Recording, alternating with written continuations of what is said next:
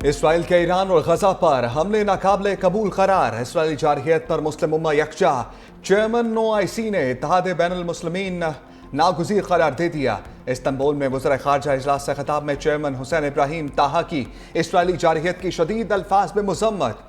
Iran Israel कशीदगी फौरी ख़त्म करने और बातचीत के जरिए तनाज़े का हल निकालने का मुतालबा।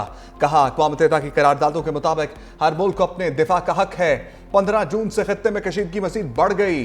चेयरमैन का इसराइल के खिलाफ OIC के फैसलों पर अमल दरामद का भी मुतालबा।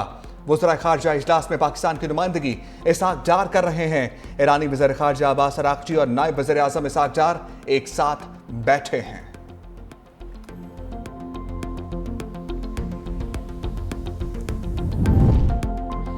इसराइल एक दहशतगर्द रियासत है। तुर्क सदर ने इसराइल को अमन की राह में सबसे बड़ी रुकावट करार दे दिया। OIC वज़ीर ख़ारजा इजलास से खिताब में तुर्क सदर रजब तैयब उर्दवान ने कहा कि सेहूनी रियासत पूरे खत्ते को जंग में धकेलना चाहती है।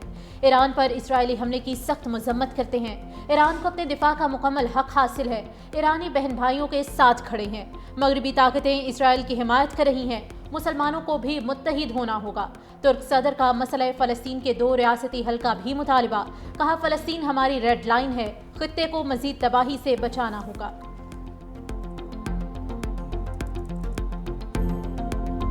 ईरान का इसराइल के खिलाफ ऑपरेशन वादा सादिक सोम जारी। दारुल हुकूमत तल अबीब समेत कई शहरों पर मिसाइल बरसा दिए। शहर जोरदार धमाकों से गूंजता रहा। इसराइली फौजी मराकज, फजाई अड्डे, कमांड एंड कंट्रोल मराकज को निशाना बनाया गया। ईरानी मिसाइल वस्ती इसराइल के इलाके जैन गश में भी गिरे।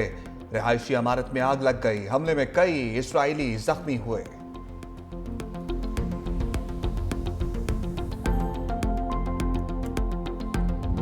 इसराइल के ईरान पर हमले जारी। फौजी अड्डों, एटमी रिएक्टर को निशाना बनाने का दावा। मिसाइल हमले में एटमी साइंसदान इसराइली हमले में शहीद। ईरान के शहर इस्फहान में धमाकों की आवाज़ें सुनी गईं। इसराइली फजाइया ने ईरानी शहर शिराज, तेहरान, नजफाबाद, कर्ज और कुम शहर पर हमले किए। 2 अफराद जाम बहक और दर्जनों जख्मी हुए। इसराइली वजीर दिफा का कुद्स फोर्स के सरबरा सईद यज़द और ड्रोन विंग के कमांडर अमीन पुरजोत को शहीद करने का दावा। इसराइली जनरल ने इंतबाह किया कि ईरान के साथ जंग तवील हो सकती है। अवाम तैयार रहें, मजीद मुश्किल दिन आने वाले हैं।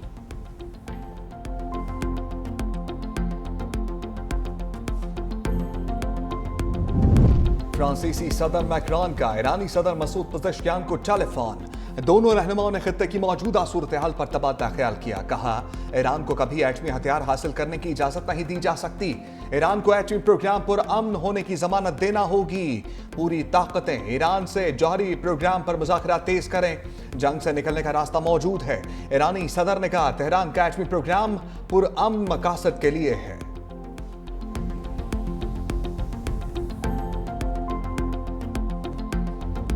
इसराइल के पास ईरान की जौहरी ताकत खत्म करने की सलाहियत नहीं। सदर ट्रंप की मीडिया से गुफ्तगू। कहा ईरान पर हमले के बारे में अभी कुछ नहीं कह सकता।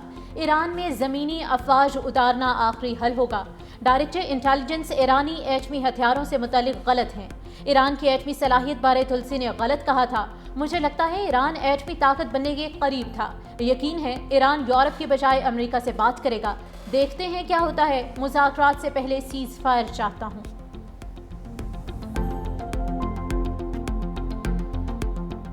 पाकिस्तान ने आलमी सफारतकारी में ट्रंप कार्ड खेल दिया। पाक भारत जंग रुकवाने पर सदर ट्रंप को अमन का नोबल इनाम देने की सिफारिश कर दी। हुकूमती एलामिया में कहा गया ट्रंप की मुदाखलत से पाक भारत कशीदगी कम हुई और जंग का खतरा टल गया। अमरीकी सदर ने पाक भारत जंग रुकवाने में कायदाना किरदार अदा किया। सदर ट्रंप की दूरअंदेश क़यादत ने इस्लामाबाद और नई दिल्ली के साथ सफारती राब्ते इस्तवार किए। आलमी बरादरी ने भारत की बिला इश्तियाल जारहियत देखी। सदर ट्रंप की हिकमत अमली से तेजी से बिगड़ती सूरत हाल पर काबू पाया जा सका। सदर ट्रंप को 2026 का नोबेल प्राइज देकर खराज तहसीन पेश किया जाए।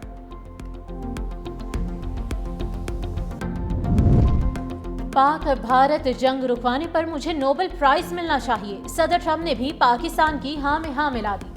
सदर ट्रंप ने आलमी अमन में अपना हिस्सा डालने की लिस्ट भी गिनवा दी। कहते हैं मैंने रवांडा और जमहूरिया कोंगो के दरमियान शानदार मुआहदा करके उनकी जंग को भी रोका। सर्बिया, कोसोवो के तनाज़ात हल कराने पर नोबेल प्राइज का हकदार हूँ। मिस्र और एथोपिया के दरमियान अमन का क़याम भी मेरा ही कारनामा है। सदर ट्रंप का रूस यूक्रेन जंग और ईरान इजराइल कशीदगी में भी अपने किरदार का जिक्र। अमेरिकी सदर ने नोबेल प्राइज देने वालों पर भी सवाल उठा दिया। कहा, ये लोग मुझे नोबेल इनाम नहीं देंगे क्योंकि नोबेल प्राइज सिर्फ लिबरल्स को ही मिलता है।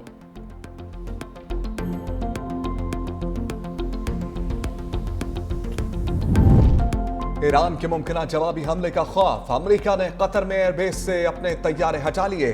सैटेलाइट तस्वीर मंजर आम पर आ गई। ईरान इसराइल जंग से कबल एयरबेसिस पर कई तैयारे मौजूद थे, अब कोई तैयारा मौजूद नहीं। अमेरिकी हुकाम ने तस्दीक करते हुए कहा, तैयारे ईरानी हमलों की जद में आ सकते थे।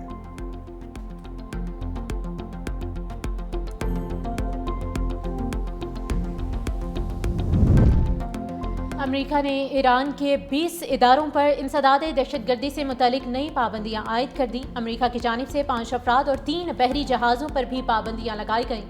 पाबंदी के शिकार अफराद में ईरानी पासदारान इनकलाब के लोग भी शामिल।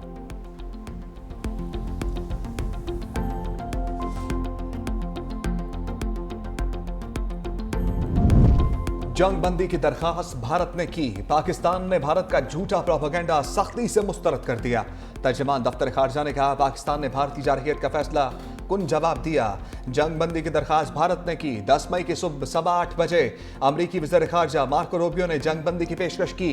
सऊदी अरब समेत दोस्त मुमालिक ने भी जंग बंदी के लिए किरदार अदा किया। नायब वज़ीर आज़म इसहाक डार ने जंग बंदी की पेशकश को कबूल किया।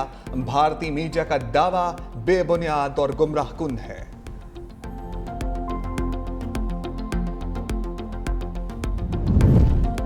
मोदी सरकार की हठधर्मी बरकरार। भारतीय वज़ीर दाखिला अमित शाह का सिंध-तास मुआहिदा बहाल करने से इनकार।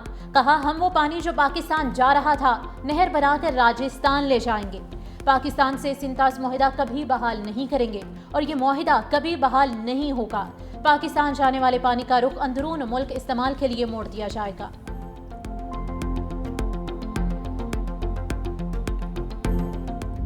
दुख्तर मशरिक शहीद जमहूरियत आलम इस्लाम की पहली खातून वज़ीर आज़म बेनज़ीर भुट्टो की 72वीं सालगिरह। शहीद बीबी की पूरी जिंदगी आज़म, हिम्मत और हौसले की बेमिसाल दास्तान। कम उम्री में वालिद को तख्ता-ए-दार पर चढ़ते देखा। सिर्फ 29 बरस की उम्र में पीपल्स पार्टी की क़यादत संभाली।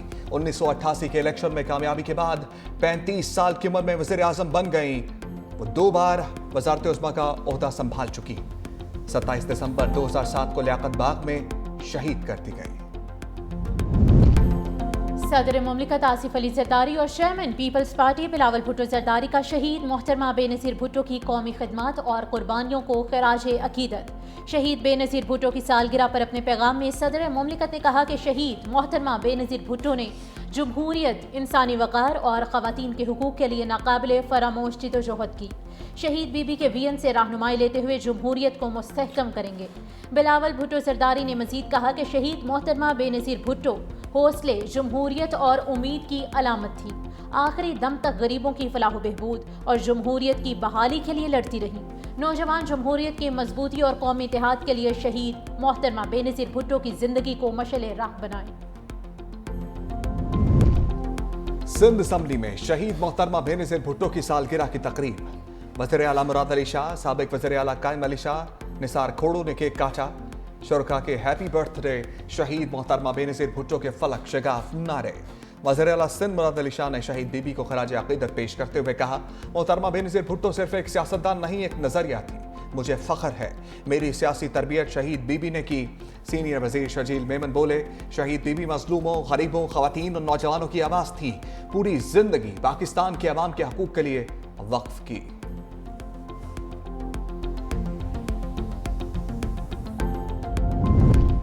शहीद बेनज़ीर भुट्टो को खिराज अकीदत पेश करने के लिए मुल्क भर में तकरीबात। सखर, गुजरांवाला और ननकाना साहिब में साबिक वज़ीर आज़म की 72वीं सालगिरह की तकरीबात। जालों ने केक काटे, भुट्टो के नारे भी लगाए। शहीद बीबी की सालगिरह पर chairman Pakistan peoples party Bilawal Bhutto का सखर के शहरियों के लिए तोहफा। गुटानी फाटक पर शहीद मोहतरमा बेनज़ीर भुट्टो फ्लाईओवर की तामीर शुरू कर दी गई।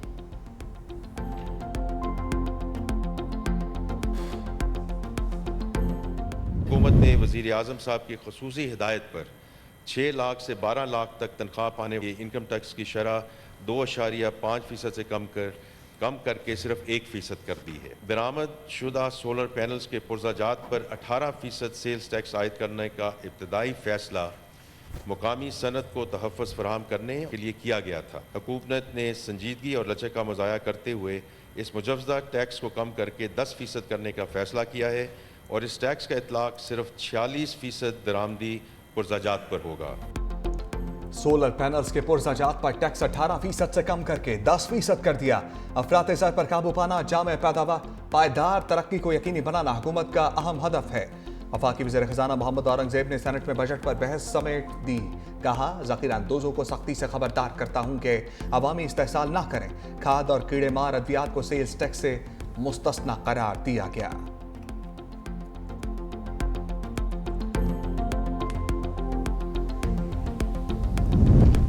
सालाना 6 से 12 लाख रुपए आमदन पर 1% इनकम टैक्स आयद करने की मंजूरी। नॉन फाइलर्स के लिए बैंकों से कैश निकलवाने की हद 50,000 रुपए से बढ़ाकर 75,000 रुपए करने की तजवीज़ मंजूर। सैयद नवीद कमर की ज़ेर सदारत कौमी असम्बली कायमा कमेटी खजाना का इजलास। FBR के नॉन फाइलर्स पर विद होल्डिंग टैक्स 1% करने की तजवीज़ मुस्तरद। सैयद नवीद कमर का कहना है कि अवाम पर टैक्स का बोझ बढ़ाने की तजवीज़ की मंजूरी नहीं दे सकते। IMF की भी बड़ी सीरियस कंडीशंस रही, कदगनें लगाई गई, जो हमें एलोकेशंस दी गई फेडरल गवर्नमेंट की तरफ से। सिंध का बजट ये अवाम दोस्त बजट भी है, क्योंकि इसमें तनख्वाहों की मद में 1 ग्रेड से लेके आप 16 ग्रेड तक करते हैं, तो उनको 12% इजाफा किया गया है। कुछ टैक्सेस को मुकम्मल तौर पर ख़त्म किया गया जो आम लोगों के लिए तकलीफ दे थे, और बहुत सारे टैक्सेस में जो है वो कमी की गई। बजट में IMF ने सख्त शराइत लगाई। बजट शानदार होता अगर कदगनें ना लगाई जाती। सूबाई वज़ीर नासिर हुसैन शाह का सिंध असम्बली के इजलास से खिताब। कहा, सिंध बजट पर अपोजिशन के दोस्तों से मुलाकात करके मुशावरत की गई। बजट में तनख्वाहों में 12% इजाफा किया गया। मौजूदा हालात में सिंध के बजट को बेहतरीन बजट कहा जा सकता है।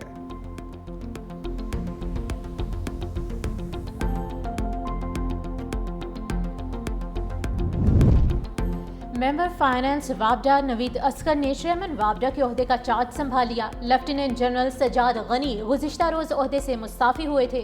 सजाद गनी ने ज़ाती वजूहात की बिना पर अपने ओहदे से इस्तीफा दिया था। वज़ीर आज़म शहबाज शरीफ ने सजाद गनी का इस्तीफा मंजूर किया था।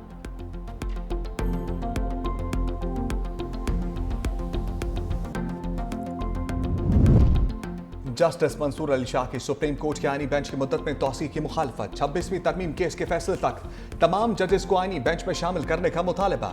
जस्टिस मंसूर अली शाह का 19 जून के इजलास से पहले लिखा खत सामने आ गया। जुडिशल कमीशन मेंबरान के नाम खत में जस्टिस मंसूर ने लिखा पेशगी बता दिया था, इजलास के लिए पाकिस्तान में दस्तयाब नहीं।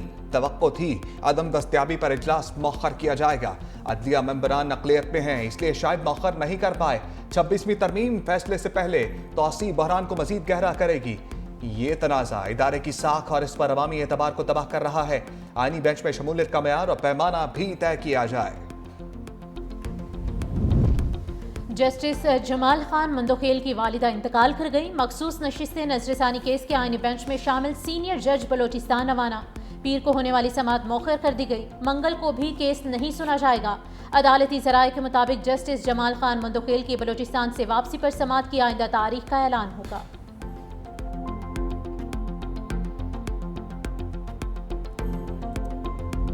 लाहौर में सूरज और बादलों की आंख मचोली। शहर कायद में बादलों की एंट्री, गर्मी की छुट्टी। समुद्री हवाएं शहर की फिजा को ठंडक बख्शने लगी। महकमे मौसमियात की पेशगोई के मुताबिक अब्र रहमत का इम्कान।